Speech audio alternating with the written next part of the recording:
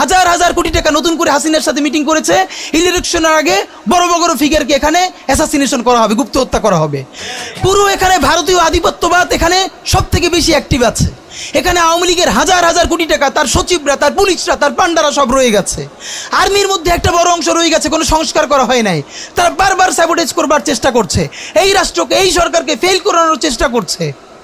তো আপনি মুক্তিযুদ্ধের পরে যে ৩-৪ বছর এই রকম রাহাজানি হয়েছে, সেটাকে যদি অটকুন দিতে পারেন যে নতুন রাষ্ট্র গঠনের আগে এই ঝামেলাটা হয়, তাহলে এই যে নতুন বাংলাদেশের স্বপ্নের মধ্যে এইগুলোকে আপনি বড় করে মপ করে ফ্রেমিং করেন, আপনি এই জবান যে আপনার না, এই জবান যে দিল্লির জবান, ভারতীয় আধিপত্যবাদের জবান, সেইটা বুঝতে আমাদের পিএইচডি করা লাগে না।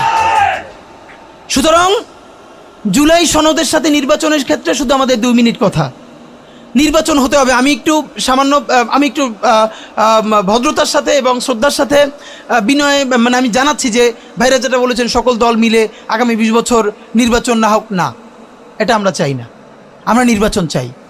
মানুষ গত 16 বছরে ভোট দিতে পারে নাই। মানুষ আনন্দ নিয়া শীতের সকালে বাচ্চা কাচ্চাকে কুয়াশার মধ্যে লাইন দিয়ে দাঁড়াই থাকবে, ভোট দিবে। আমরা সেই বাংলাদেশ দেখতে চাই। আমরা নির্বাচন চাই, নির্বাচন হতেই হবে। এই নির্বাচনকে বানচাল করবার জন্য দিল্লি থেকে শুরু করে আওয়ামী লীগ হাজার হাজার কোটি টাকা নতুন করে এখানে বিনিয়োগ করছে। নির্বাচন লাগবে। তবে আমাদের প্রশ্ন হলো, সেই নির্বাচনের ম্যান্ডেট হবে কি? এখানেই আমাদের কথা। কোনো ধরনের আপোষ ছাড়াই নতুন নির্বাচন হইতে হবে জুলাই সনদের ভিত্তিতে। এইটাই আমাদের কথা। জুলাই সনদের ভিত্তিতেই নির্বাচন হতে হবে এবং জুলাই সনদের বৈধতা নির্বাচনের আগেই দিয়ে সেইটার ভিত্তিতে নতুন নির্বাচন হবে, যেই নির্বাচনের ম্যান্ডেট থাকবে নতুন সংসদে নতুন বাংলাদেশের জন্য আমাদের রাজনৈতিক দলগুলো মিলে নতুন সংসদের নতুন সংবিধান উপহার দিবে। যেই সংবিধান 72-এর বাকশালী সংবিধান, ফ্যাসিবাদী সংবিধান, যেই সংবিধানের কোনো ম্যান্ডেট ছিল না বাংলাদেশ রাষ্ট্রের সংবিধান করবার, কারণ তারা পাকিস্তান রাষ্ট্রের মধ্যে শপথ নিয়ে পাকিস্তান রাষ্ট্রের জন্য সংবিধান প্রণয়নের কথা বলেছিলেন, কিন্তু বাংলাদেশ রাষ্ট্রের কোনো ম্যান্ডেট তাদের কাছে ছিল না। তারপরে তারা সংবিধান রচনা করেছেন, এরপরেও তারা একটা সেই সংবিধানকে লেজিটিমেট করবার জন্য একটা গণভোট দেন নাই।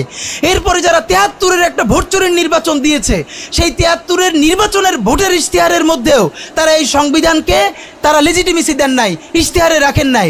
সেই সংবিধানকে যুগের পরে যুগ আমরা বয়ে বেড়াবো, সেই দায়বদ্ধতা তো আমাদের নাই। এবং সেই সংবিধান কেমন ফ্যাসিস্ট সংবিধান করা হয়েছে, যেইটার সাংবিধানিক ভিত্তি দিয়েই আপনি একটা কথা বলতে পারবেন, এই যে সবাই বলে আইনের কথা, বলেন তো পারলে একটা কথা, হাসিনা কোনটা বেআইনি কাজ করছে? না, হাসিনা একটাও বেআইনি কাজ করে নাই। সে সমস্ত হত্যা, গুম, খুন এই সংবিধানের আইনের ভিত্তিতেই করছে। সে এই সংবিধানকে ডাস্টবিন বানিয়ে তত্ত্বাবধায়ক সরকার বাতিল করেছে, যা ইচ্ছে করে তাই করেছে। এবার তো সে তো বেআইনি কিছু করে নাই, কথা তো সত্য। আমার বিএনপির ভাইদের প্রতি শুধু একটা আফসোস লাগে, কারো কারো দেখি 72-এর সংবিধানের প্রতি তাদের কি গভীর প্রেম। যেই সংবিধানের মধ্য দিয়ে বাকশাল এসেছে, যেই সংবিধান গণতন্ত্র হত্যা করেছে। আজকে বিএনপির ভাইদেরকে একটা কথা বলি, আপনারা হয়তো অনেকে জানেনও না।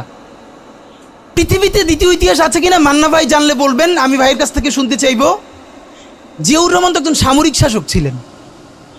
একজন সামরিক শাসক সামরিক ফরমান জারি করে দেশে গণতন্ত্র ফিরেইছে, পৃথিবীতে এই নজির নাই যেটা জিয়াউর রহমান করছেন। আপনারা কি জানেন? এই যে জিয়াউর রহমান গণতন্ত্র ফিরাইলেন, যার মাধ্যমে আওয়ামী লীগও রাজনীতি করার সুযোগ পাইল বাকশালের পর, সেটা কিসের মধ্য দিয়ে? তখন তো সংসদ নাই, সংবিধান তো সংশোধনও করা যাইতেছিল না। কিসের মধ্য দিয়ে? জিয়াউর রহমানের সামরিক ফরমানের মধ্য দিয়ে। পৃথিবীর একমাত্র একজন সামরিক শাসক যিনি ফিল করলেন না, সামরিক পন্থা দিয়ে করা যাবে না, গণতন্ত্রে ফিরতে হবে। এবং দেখেন হাসিনারে এবং আওয়ামী লীগের চরিত্রটাই হলো এইরকম, এর যে একটু ভালোবাসে তার এসে হত্যা করে। শহীদ প্রেসিডেন্ট জিয়াউর রহমান শেখ হাসিনাকে দেশে আসার অনুমতি দিছিলেন, সুযোগ দিছিলেন এবং বলছে থাক সবাই রাজনীতি করুক। আসার 1 মাসের মধ্যে জিয়াউর রহমান শহীদ হয়ে গেছে, 13 দিনের মধ্যে। এবার দেখেন এই যে আমরা এখন যারা সবাই করতেছি, সুতরাং এটা একটা বিষ। এই বিষের সাথে আমরা কীভাবে লড়াই করব? জাতীয় ঐক্যমত্য তৈরি করতে হবে। সুতরাং